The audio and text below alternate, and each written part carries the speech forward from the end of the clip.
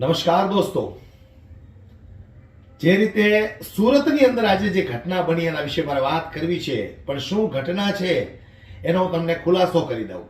અમરેલીની અંદર જે પાટીદાર સમાજની દીકરીનું સરઘસ કાઢવામાં આવ્યું હતું એ વાતને લઈને સુરતની અંદર મહિલાઓએ, આમ આદમી પાર્ટીની મહિલાઓએ અને એમના કોર્પોરેટરશ્રીઓએ ગૃહમંત્રી હર્ષ સંઘવી વિરુદ્ધ સૂત્રાચારો કર્યા, રેલીઓ કાઢી અને એ રેલીઓમાં BZનો જે 6,000 કરોડનો કૌભાંડી ભૂપેન્દ્ર ઝાલા એમના પોસ્ટરો લઈને લોકો રસ્તા ઉપર નીકળ્યા કે આમનું સરઘસ ગૃહમંત્રી ક્યારે કાઢશે, જેમણે 6,000 કરોડનું કૌભાંડ કર્યું છે.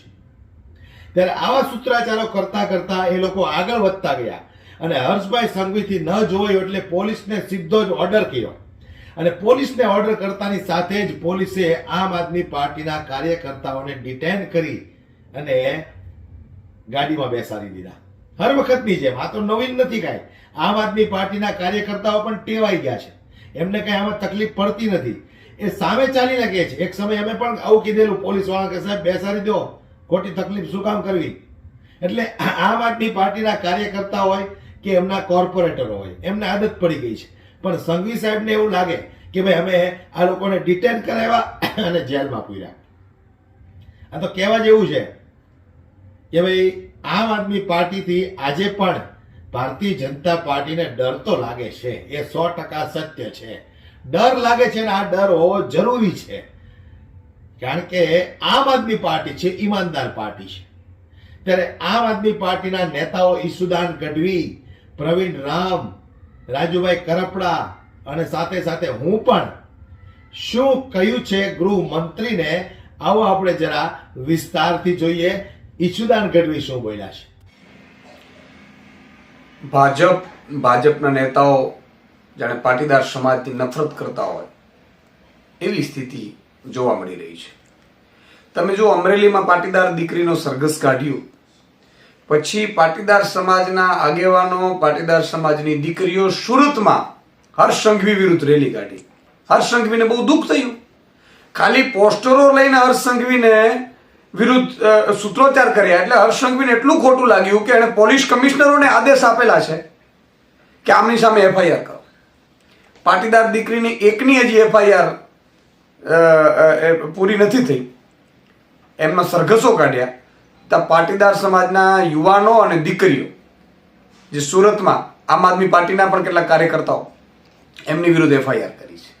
આ શું સાબિત કરવા માંગો છો?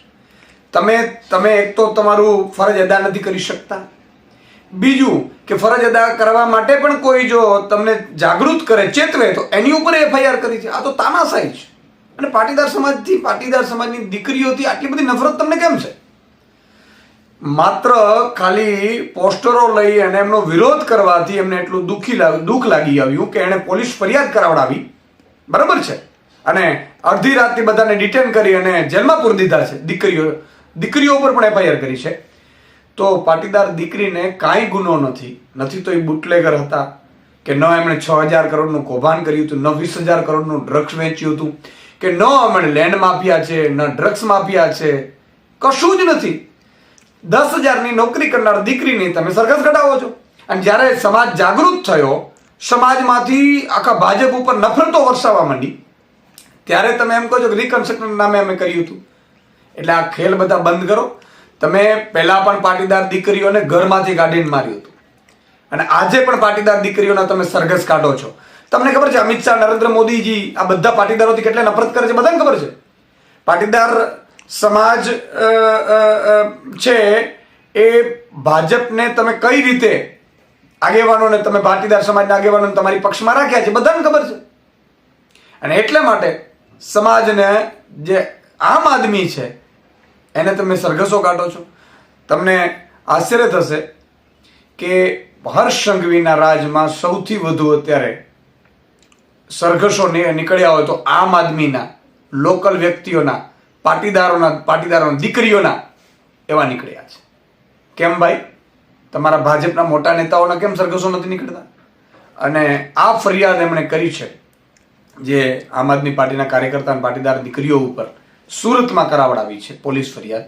મને લાગે છે કે એ તાનાશાહીની હદ છે. અમરેલી લેટરકાંડનો જે બનાવ બન્યો ત્યાં એક સામાન્ય વર્ગના કોમ્પ્યુટર ઓપરેટરને અરજી ટાઈપ કરવાના આરોપી બનાવીને એમનો જાહેરમાં પોલીસ દ્વારા વરઘોડો કાઢવામાં આવ્યો. ત્યારે આ ગુજરાતની સરકાર, ગૃહમંત્રી અને એમની પોલીસના આ બુદ્ધિના પ્રદર્શનનો અમે સખત શબ્દોમાં વિરોધ કરીએ છીએ. આ દીકરી એના પરિવાર સાથે અમે છે. સાથે ગત રોજના સુરત ખાતે અમારી મહિલા કોર્પોરેટરો અને ત્યાંના આગેવાનોએ આ પાયલબેનના વરઘોડાનો વિરોધ નોંધાવ્યો. ત્યારે ગૃહમંત્રીના ઇશારે સુરત પોલીસે એમની પર ખોટી એફઆઈઆરો કરી એમને જેલમાં પૂરવી દેવામાં આવ્યા છે.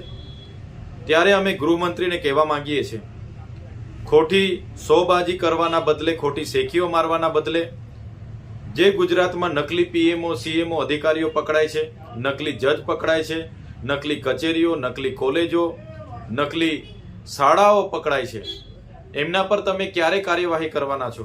ભૂપેન્દ્રસિંહ ઝાલા જે 6,000 કરોડનું કૌભાંડ કરીને બેઠા છે એનો વરઘોડો તમે ક્યારે કાઢવાના છો? ત્યારે બુટલેગરો હોય, ભૂમાફિયા હોય કે બળાત્કારીઓ હોય, ગુજરાતમાં બેફામ બન્યા છે. મહિલાઓ સુરક્ષિત નથી, બાળકીઓ સુરક્ષિત નથી. અને આવી દીકરી જે કોમ્પ્યુટર ઓપરેટર હતી એનો વરઘોડો કાઢીને આ નમાલી સરકાર, નમાલા ગૃહમંત્રી શું સાબિત કરવા માંગે છે? જો ગૃહમંત્રીને ગુજરાતનો કાયદો અને વ્યવસ્થા જળવાતી ન હોય તો ગૃહમંત્રી રાજીનામું આપી દે એવી અમે માંગ કરીએ છીએ. હાલ જે એક અમરેલીની ઘટના ઘટી, જે એક દીકરીને ખોટા કેસમાં ફસાવવામાં આવી, ત્યારબાદ રિકન્સ્ટ્રક્શનના નામે દીકરીનો વરઘોડો કાઢવામાં આવ્યો. આ ઘટના બન્યા પછી ખરેખર પોલીસે શર્મિંદા થવું જોઈએ. જે કોઈ રાજકીય નેતાનો હાથો બનીને પોલીસે કામ કર્યું હોય, પણ ખાખીને દાગ લાગતું કામ પોલીસે કર્યું છે. શર્મિંદા થવાની બદલે જ્યારે સુરતની અંદર પાટીદાર સમાજના દીકરીઓ જ્યારે ખરેખર આ અમરેલીની ઘટનાનો વિરોધ કરવા માટે એક રેલી કરે છે, તો એ દીકરીઓ પર પણ ગુનો દાખલ કરવાનું કામ સુરત પોલીસે કર્યું છે. ત્યારે અમારી નમ્ર વિનંતી છે સુરત પોલીસને કે ખરેખર જ્યારે કોઈ દીકરીને અન્યાય થાય અને દીકરી મુદ્દે બીજી દીકરી જ્યારે ન્યાય માંગવા માટે એક રેલી કરે છે અને એના પર ગુનો દાખલ કરો છો, તો ભૂમાફિયાઓ પર ગુનો દાખલ કરવો જોઈએ. ખરેખર જે રેતી ચોરી કરે છે એના પર ગુનો દાખલ થવો જોઈએ. ખરેખર બળાત્કારીઓ છે એના પર ગુનો દાખલ થવો જોઈએ. જે પોલીસ અમરેલીમાં ભૂતકાળમાં પણ કાઠી સમાજની દીકરી હેમુબેન પર લુવારાની અંદર આજથી 3 વર્ષ પહેલા ખોટા કેસમાં ફસાવવામાં આવેલા, જ્યારે સમાજમાં આક્રોશ ફેલાણો, મોટી સંખ્યામાં હજારો લોકો જ્યારે રજૂઆત કરવા પહોંચ્યા, ત્યારે તાત્કાલિક ધોરણે ચાર્જશીટ તૈયાર કરી અને બહેનને છોડવામાં આવેલા. ત્યારે કમિટમેન્ટ આપવામાં આવેલું કે સીઆઈડી તપાસ કરીશું, હેમુબેનને ન્યાય આપીશું. આજ દિવસ સુધી હેમુબેનને ન્યાય આપવામાં આવ્યો નથી. આજે પણ પાટીદાર સમાજની દીકરીનું જ્યારે હિયરિંગ છે, મને વિશ્વાસ છે કે દીકરીને જામીન મળી જશે, કમિટમેન્ટો આપવામાં આવશે, પણ દીકરીની જે આબરૂ જતી રહી છે આ પાછી કોણ આપશે? અમરેલી એસપીને કહીએ છીએ કે આ ગુજરાત છે અને કાઠિયાવાડ છે. અહીંયાથી જ્યારે દીકરીઓને તમે જેલમાં પૂરો છો તો એ દીકરીની આબરૂ એની સાથે જાય છે. આ ગયેલી આબરૂ પાછી લાવવાનું કામ કઈ પોલીસ કરશે, કયા નેતા કરશે?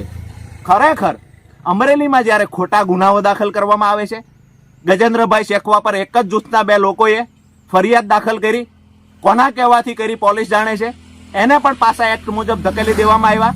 કારણ એટલું જ હતું કે પોલીસને સવાલ કરતા. આજે અમરેલીમાં હોમ ડિલિવરી દારૂ મળે છે. આજે અમરેલીના હેમાળ ગામે 2 કોળી પરિવારમાં 2 સગા ભાઈને ત્યાં દાગીનાની ચોરી થાય છે. ચોરોનું ક્યાંય ફુલેકું નથી નીકળ્યું. રાજુલા તાલુકાની અંદર મંદિરની દાન પેટીઓ લૂંટાઈ છે, આરોપી પકડાતા નથી. પોલીસમાં તાકાત હોય, હિંમત હોય તો ત્યાં પોતાનું પાણી બતાવે. આજે હું અમરેલી આવી રહ્યો છું. જો પોલીસ કાયદા ઉપર વટ જઈ અને કાર્યવાહી કરશે તો પોલીસને કાયદાનું ભાન કરાવવા માટે અમે કાયદો ભણ્યા છીએ. અમરેલી આવી રહ્યો છું, એસપી સાહેબને પણ સવાલો થશે. અને અમરેલી પોલીસે જે કોઈ કૃત્ય કર્યા છે, ગુનાહિત કૃત્ય કર્યા છે, ખાખી વર્દી પહેરીને, એવા અધિકારીઓને સવાલ કરવા માટે હું અમરેલી આવી રહ્યો છું. તમામને નમ્ર વિનંતી કરું છું, આવો સૌ સાથે મળી ગુજરાતની જે દીકરીઓ સાથે, જે સમાજ સાથે અન્યાય થાય, આ સમાજને આપણે સપોર્ટ આપીએ. અને જ્યારે પણ પોલીસ કોઈનો હાથો બનીને કામ કરે તો એ પોલીસને સવાલ કરીએ. હજુ તો અમરેલીમાં પાટીદાર સમાજની આ નિર્દોષ દીકરીને ભાજપની સરકાર જામીન નથી આપી શકી. એ પહેલા તો આ જ ઘટનામાં સુરતની અંદર અન્ય પાટીદાર સમાજની દીકરીઓ ઉપર કેસ કરવાનું કામ આ ભાજપની નમાલી સરકારે કર્યું છે.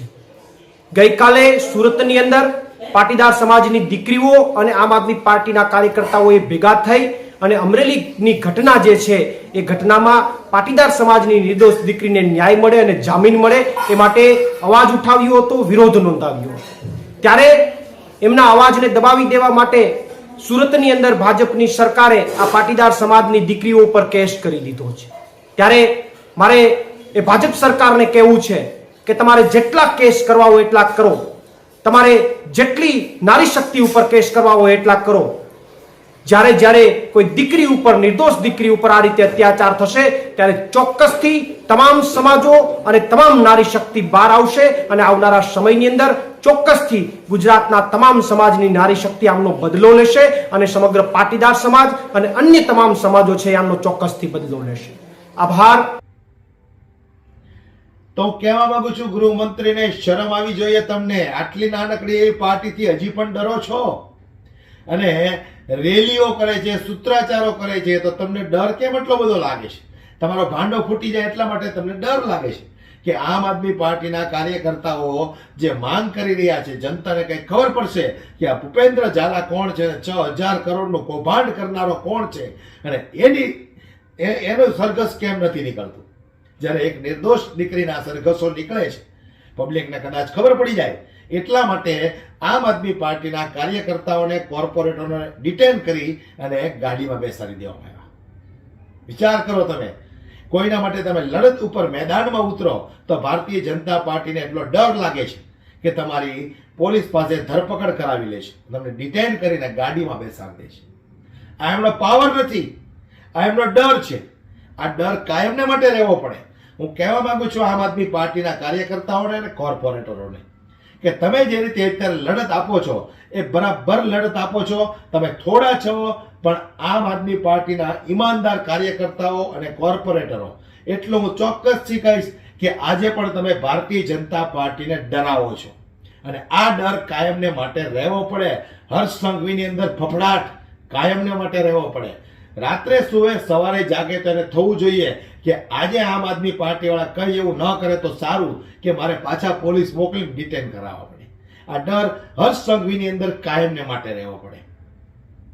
વિડીયો વધુમાં વધુ શેર કરો, દરેક લોકો સુધી પહોંચે. વિડીયો બાબતે તમારો જે કંઈ મંતવ્ય હોય કે આ ડર ભારતીય જનતા પાર્ટીને કાયમ લાગવો પડે કે નહીં, એ વિશે તમારું શું કહેવું છે મને કોમેન્ટ બોક્સમાં દોસ્તો જરૂરથી જણાવજો. અને આવનારી ચૂંટણીઓમાં તમે પણ જાગૃત બનજો કે કોઈના હક માટે જો તમે રોડ રસ્તા પર ઉતરશો, ન્યાય માંગવા માટે રેલીઓ કરશો તો તમને આ લોકો ડિટેન કરાવશે. આ એમનો પાવર નથી, હું ફરી એક વખત કહું છું, આ એમનો ડર છે. આ ડર કાયમ રહેવો પડે. વિડીયોમાં બસ આટલું જ દોસ્તો. પસંદ આવ્યો હોય તો લાઈક કરવાનું ભૂલશો નહીં. જય હિન્દ.